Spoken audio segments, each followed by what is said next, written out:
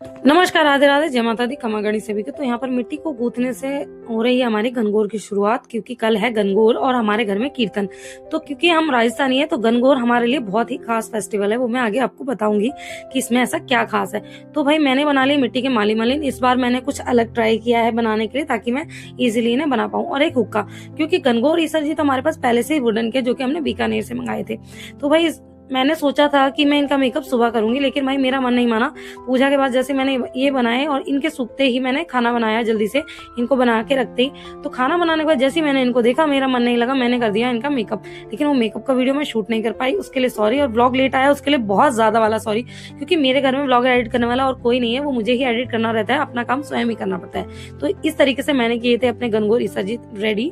इस बार मैंने गणगौर जी की जो ज्वेलरी भी नहीं मंगाई थी, क्योंकि लास्ट टाइम मैं नहीं मंगवा पाई थी, क्योंकि लास्ट टाइम हमारी गणगौर थोड़ी सरप्राइजिंगली हो गई थी। तो ये था मेरा लुक गणगौर वाले दिन का, क्योंकि मैंने मेकअप वगैरह तो रात को कर ही दिया था। और ये हमारा दरबार, और बहुत ही सुंदर इस बार भी दरबार लगा था। माता रानी की कृपा ही होती है, सब जो हो जाता है। तो इस बार जो ये कलश और आपको नवग्रह यंत्र में दिख रहे हैं, ये जो है मैंने अमेजोन और मीशो से मंगाए हैं। दोनों का लिंक आपको मेरे इंस्टाग्राम पर मिल जाएगा, अविशास लाइफस्टाइल के नाम से। और ये रहा सुंदर सा माता रानी का दरबार। और इस बार भी है ना माता रानी का लहंगा, जैसे कि सबको हर बार पसंद आता है माता रानी का लुक, माता रानी का लहंगा बहुत पसंद आया था। अगर आपको भी पसंद आया तो मुझे एक बार जरूर कमेंट बॉक्स में बताना, नहीं तो जय माता दी लिख देना, मैं समझ जाऊंगी। इसी के बाद माता रानी इतनी प्यारी लग रही थी ना भाई, क्योंकि कीर्तन होने वाला था। माता रानी की जो खुशी है ना, वो नवरात्रि में ज्यादा दिखती है। नॉर्मली मंदिर में जब होती है ना माँ, तो इतनी स्माइल, इतना निखार चेहरे पर नहीं होता। नवरात्रि के दिन अलग ही निखार होता है माता के चेहरे पर। तो भाई जल्दी से दी आ गए थे, मैं रेडी हो गई थी और हमने कर लिया गणगौर जी का पूजन। गणगौर जी के बारे में मैं आपको थोड़ा सा बता देती हूँ। गणगौर जी ईसर जी जो होते हैं, वो शिव पार्वती का जोड़ा होते हैं। माना जाता है कि होली पे पार्वती माता अपने मायके रहने आती है, यानी कि अपनी सखियों के साथ में रहती हैं। तो हम इनकी सखियां कहलाती हैं इस समय पर। तो भाई वैसे तो 16 दिन की पूजा होती है अगर आप उद्यापन करते हैं और आपकी पहली गणगौर होती है, लेकिन जो हर साल करते हैं उनको ओनली 1 डे करनी होती है, जैसे कि हम लोग करते हैं।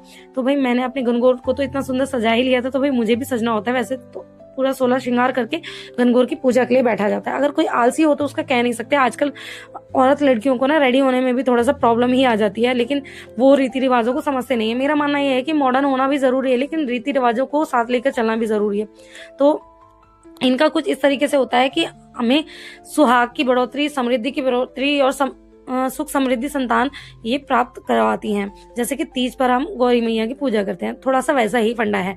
और इसी के साथ में शिव जी इस दिन माँ गौरा को लेने के लिए आते हैं, तो इसलिए उनका भी एज ए दामाद बहुत ज्यादा स्वागत किया जाता है, जितना मुझे पता है, क्योंकि मैं हरियाणा से हूँ लेकिन बहू राजस्थान की हूँ। और इस पूजा की इतनी मान्यता मानी जाती है कि अगर हमने इसका उद्यापन जीते जी नहीं किया और किसी कारणवश हमारी मृत्यु हो गई, तो हमारा जो अंतिम संस्कार होगा ना, उससे पहले हमें इनका उद्यापन करना पड़ता है। और नॉर्मली उद्यापन में हमें 16 सुहागनें जिमानी पड़ती हैं, लेकिन जब हमारी मृत्यु से पहले हमें उद्यापन करना पड़ जाता है ना, अगर हमने जीते जी नहीं किया, तो भाई 32 यानी कि डबल हो जाता है हर कुछ। तो उन सुहागनों को जिमाने के लिए आपको 16 श्रृंगार कराना पड़ता है। गणगौर माता पूछती हैं, उनको 16 श्रृंगार देंगे, आप कपड़े देंगे और खाना मिठाई सब कुछ होता है, मतलब सब कुछ आपको करना रहता है उनका। मैं भी सोच रही हूँ कि मेरा उद्यापन कर दूं, लेकिन कब माता करवाती है सब माता के ऊपर है। मेरी तो इच्छा गणगौर है कि भाई मैं इतने अच्छे तरीके से इनका उद्यापन कर पाऊं, क्योंकि भाई माता ही सब कुछ है, इनके अलावा तो कुछ है भी नहीं। तो भाई जल्दी से मेरे साथ पूजा करने के साथ साथ दीदी ने भी पूजा कर ली। तो जो जो चीजें हम गौरा मैया को लगाते हैं वो हम टिकलियां भी लगाते हैं, जैसे कि सिंदूर, काजल और मेहंदी। और वही चीज अपने भी लगाते हैं पूजन के बाद में, जैसे कि मेहंदी, सिंदूर और काजल। तो सिंदूर जो है हम पूछते हैं अपने मंगलसूत्र को भी। इसके बाद इनको भोग लगाया जाता है हलवे का। आप चाहें तो इस हलवे को पा सकते हैं, बच्चों के बीच बांट सकते हैं, नहीं तो गाय को खिला सकते हैं। हमारे घर में सभी का व्रत होता है तो कोई खा नहीं पाता है, तो उसके लिए हम लोग गाय को खिला देते हैं। और इनको आप चाहें तो पूरे 16 श्रृंगार भी चढ़ा सकते हैं, बाद में उसको खुद इस्तेमाल कर सकते हैं। बाद में दिए जाते हैं पानी के छींटे। तो आज के दिन हमारे घर में कीर्तन भी था, तो थोड़ी सी पूजा हमने जल्दी कर ली। संध्या को होता है इनका विसर्जन। किस तरीके से होता है मैं वीडियो में आगे चल के आपको दिखाऊंगी। तो भाई बड़ा ही अच्छा लगता है। हालांकि मुझे इसके गाने वगैरह ज्यादा नहीं आते, तो मैं कुछ भी अपनी अलेक्सा में या फोन में इसके भजन कथा चला देती हूँ, गाने वाने, और इस तरीके से हम लोग पूजन कर लेते हैं। विधि पता है तो भाई उस विधि से कर लेते हैं, और ये एक अलग ही आनंद होता है। तो भाई मैं भी गौरा मैया से अपने लंबे सुहाग की और अपने घर में सुख समृद्धि की कामना करते हुए उनसे आशीर्वाद ले रही हूँ। और गौरा मैया ऐसे ही जब तक मैं जीऊँ अपना पूजन करवाती रहे और ऐसे ही मुझे सुहागन रखे जीते जी। है ना, और सुहागन होके ही मैं इस दुनिया से जाऊं, बस इसी प्रार्थना के साथ मैं इनकी पूजा करती हूँ और हर सुहागन यही करके पूजा करती है। और यहाँ पर हम चढ़ा रहे हैं जल, और यहाँ पर बनाना होता है हमें गणगौर मैया का घाघरा। और अब बारी आती है हमारे कीर्तन के शुरू होने की। तो भाई कीर्तन मंडली के आते ही हमारा कीर्तन भी हो गया था शुरू। मैं कुछ झलकियां आप सभी को दिखाती हूँ। बोल साचे दरबार की जय।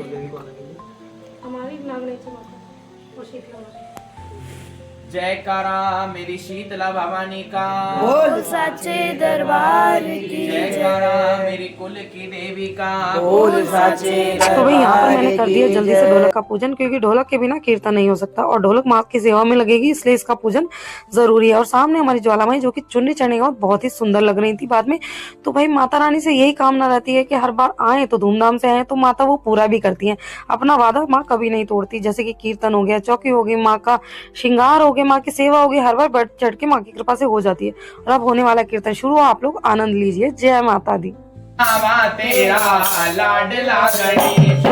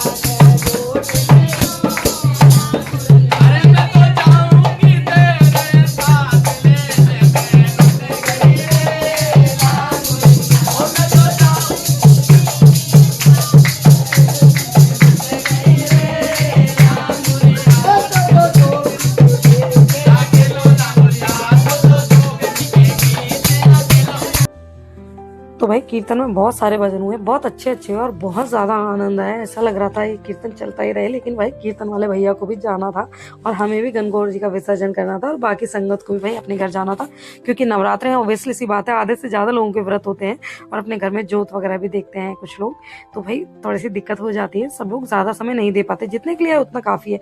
तो भाई बाद में हमने सभी को प्रसाद वगैरह दे करके, चाय पानी पिला करके विदा किया और की हाँ अपनी गणगौर की विदाई की तैयारी। गणगौर को विदा करने से पहले उनको जल पिलाया जाता है और हमने इस बार घर में ही, इस बार क्या हम कुछ सालों से घर में ही विसर्जन कर रहे हैं, तो हमारे यहाँ कुछ इस तरीके से विसर्जन होता है कि विसर्जन करने वाली महिला उनको देखती नहीं है, उनको विदा कर देती है। लेकिन सच्ची बताऊं तो बहुत रोना आता है, कर रहे होते हैं लेकिन अंदर एक बहुत दुख सा होता है, जैसे पता नहीं क्या टूट रहा है, लेकिन भाई गणगौर माता का ये रिवाज है तो करना तो पड़ता ही है।